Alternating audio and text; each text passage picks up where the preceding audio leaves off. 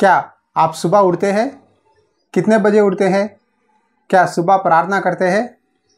यदि सुबह प्रार्थना नहीं करते हैं तो आप क्या करते हैं उस समय में? आप ही एक बार सोच लीजिए।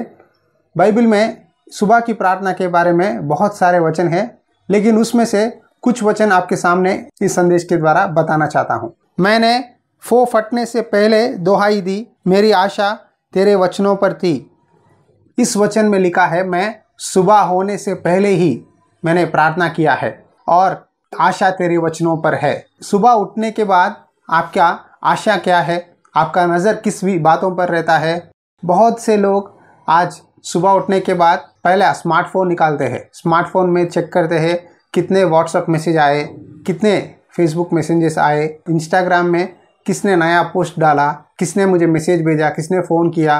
इस तरह पे ही फ़ोन निकाल कर सब चेक करते रहते हैं। लेकिन इधर वचन में दाऊद कहता है, मैं फो फटने पहले ही मुझे दुहाई दिया है। सूर्योदय होने से पहले ही दाऊद उठकर प्रार्थना करने लगा।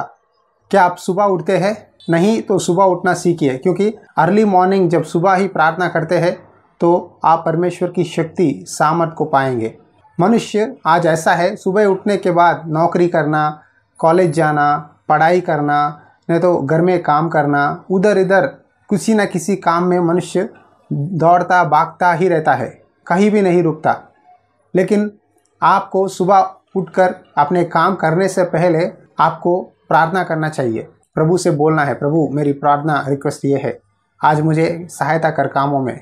आपकी आशा किन चीज़ों पर है? हर एक व्यक्ति की आशा संसारिक चीज़ों पर है, लेकिन दाऊद की आशा परमेश्वर के काम पर है, परमेश्वर की इच्छा जानने पर है। आप में से कई लोग सुबह उठते हैं, लेकिन उठने के बाद ही अपने कामों में, सांसारिक चीज़ों में दौड़ते हैं, मन लगाते हैं। लेकिन दाऊद कहता है, मेरा आंखें, मेरा नज़र, मेरा दिल परमेश्वर के भवन पर है। आज प्रभु आपसे कह रहा है, सुबह उठने के बाद किस चीज़ों पर आप आशा रखते हैं? वचन में लिखा है, पहला परमेश्वर के राज्य और उसकी धर्म को खोजो तो सारे चीज़ आपके पीछे आएंगे। मसीह में प्यारे भाइयों बहनों, सुबह उठने के बाद पहले प्रार्थना कीजिए, प्रभु का धन्यवाद करो। जितने भी अद्भुत कार्य प्रभु ने आपके जीवन में किया है उसके लिए, हर एक बात के लिए प्रभु का धन्यवाद दीजिए और परमेश्वर पर आशा लगाए रखिए कि प्रभु तेरी योजना जो भी है, तेरी इच्छा जो भी है, उसे पूरा कर। भजन संहिता में और एक वचन भी लिखा है, आइए देखेंगे। ए होवा, बोर को मेरी वाणी तुझे सुनाई देगी, मैं बोर को प्रार्थना करके तेरी बाट जोऊंगा।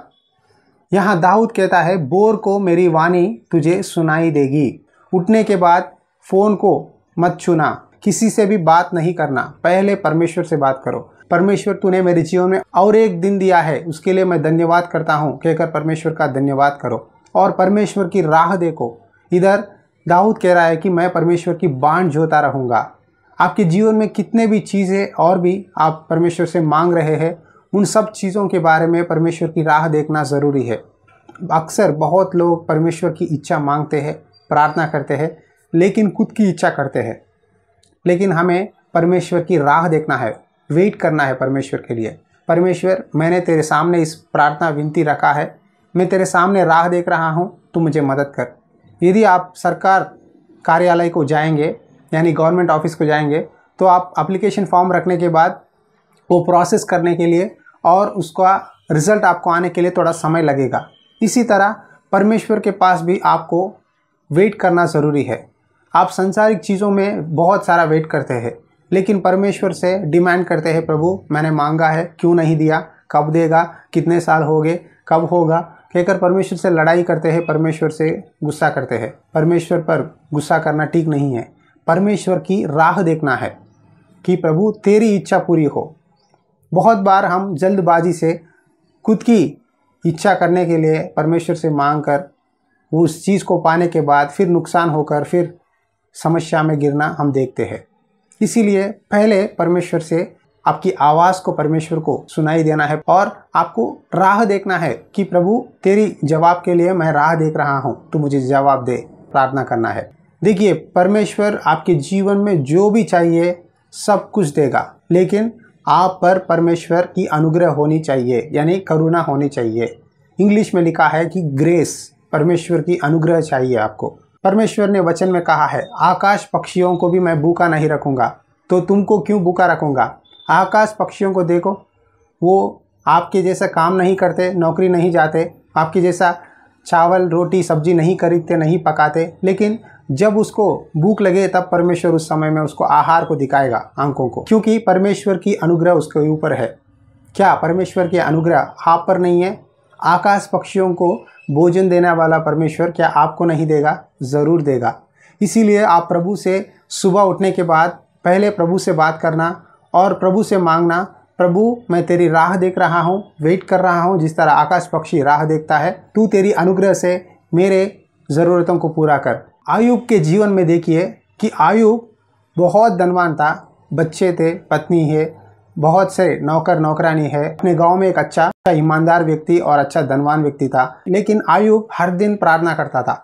आयुब सुबह ही उठकर अपने परिवार के लिए, अपने बच्चों के लिए परमेश्वर के पास बलि चढ़ाता था।